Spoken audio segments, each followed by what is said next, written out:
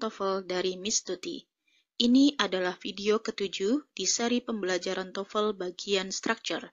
Di video ini, kita akan membahas detail tentang skill yang keempat untuk menaklukkan tes TOEFL bagian structure.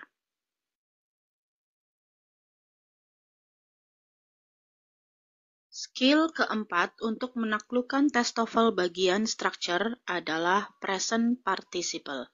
Apa itu present participle? Yuk kita bahas bareng-bareng. Present participle itu sederhananya adalah bentuk ing dari kata kerja, seperti contohnya drinking, talking, playing, dan lain-lainnya.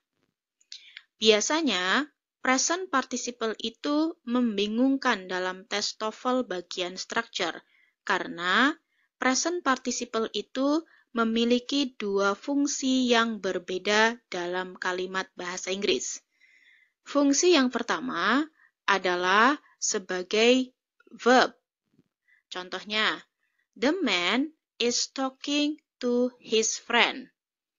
Dalam contoh ini, present participle-nya adalah talking. Oke. Present participle ini berfungsi sebagai verb atau kata kerja karena didahului oleh to be, is.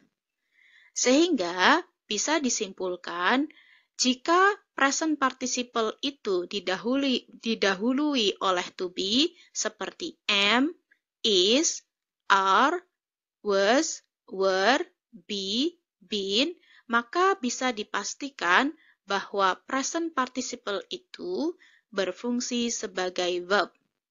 Dalam contoh ini, the man is talking to his friend. Artinya, lelaki itu sedang berbicara kepada temannya. Sementara, fungsi yang kedua adalah sebagai adjective. Contohnya, the man talking to his friend has a beard. Dalam kalimat ini, present participle-nya adalah talking. Nah, talking ini tidak diikuti oleh to be. Jadi, kalau present participle itu tidak diikuti oleh to be, maka ia akan berfungsi sebagai adjective. Dalam hal ini, contohnya, the man talking to his friend has a beard. Lelaki yang sedang berbicara ke temannya memiliki jenggot. Mudah-mudahan bisa dipahami ya, teman-teman. Supaya pemahaman teman-teman tentang present participle itu semakin kuat, mari kita lihat contoh-contoh pertanyaan di TOEFL yang menguji pemahaman kita tentang present participle. Kita lihat contoh yang pertama. The child, bla bla bla bla, playing in the yard is my son. Dalam contoh ini, kita bisa melihat bahwa ada verb ing, yaitu playing. Pertanyaannya, apakah playing ini bisa menjadi predikat atau verb dari kalimat ini atau tidak? Mari kita lihat apakah kalimat ini punya subjek dan verb-nya. Apakah kalimat ini punya subjek? Ya, ada, yaitu the child. Kemudian, kita lihat lagi, apakah ada verb-nya di kalimat ini? Ada, yaitu is. Dalam hal ini to be yang berfungsi sebagai verb ya. Kalau melihat komposisinya seperti ini, maka bisa dipastikan bahwa playing ini tidak berfungsi sebagai verb, melainkan berfungsi sebagai adjective. Oke. Karena subjeknya kan the child. Oke, verb-nya adalah ini. Oleh karena itu, dengan sangat mudah kita bisa mengeliminasi jawaban yang ada. Kita tidak lagi butuh subjek dan verb karena verb-nya dan subjeknya sudah ada. Maka kita bisa mengeliminasi is, oke. Is itu adalah bagian dari predikat. To be bisa menjadi predikat ya. Kemudian he juga bisa menjadi subjek. Maka he kita coret di sini. Kemudian was juga bagian dari to be yang bisa menjadi predikat dari sebuah kalimat. Maka ini dicoret karena kita tidak membutuhkannya. Maka jawaban yang paling benar untuk kalimat ini adalah now. The child now playing in the yard is my son. Anak yang sekarang sedang bermain di lapangan itu adalah anak saya. Bisa paham teman-teman sampai sini? Baik, kita lihat contoh yang kedua ya, supaya lebih paham. The boy reading the books on the table, bla bla bla bla, his mom. Di contoh ini, manakah yang termasuk present participle-nya teman-teman? Iya, present participle-nya adalah reading. Oke, pertanyaannya, apakah reading ini berfungsi sebagai predikat kalimat atau hanya sebagai adjektif? Kita lihat. Apakah reading ini diikuti oleh to be? Tidak. Maka ini jelas berfungsi sebagai adjektif. Oke.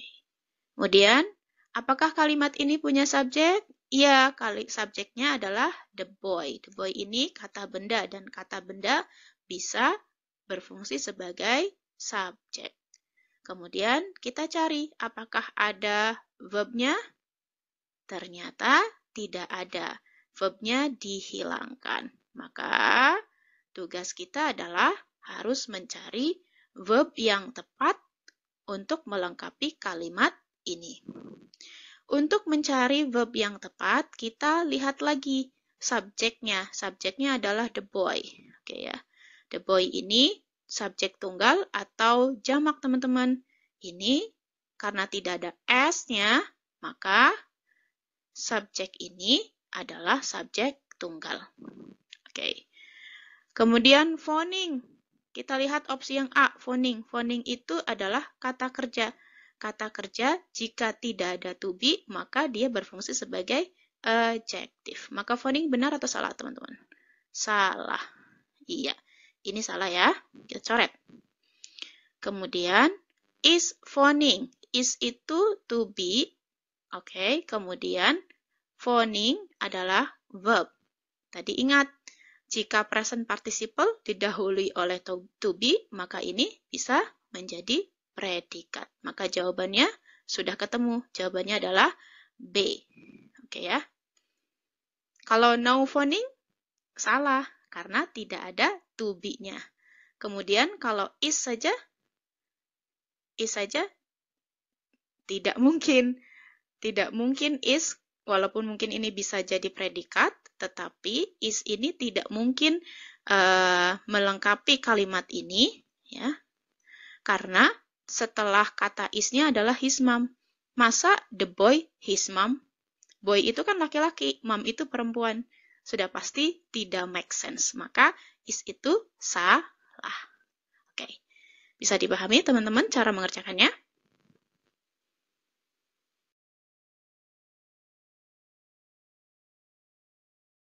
Baik teman-teman, sekian dulu pembahasan kita tentang skill yang keempat, yaitu present participle.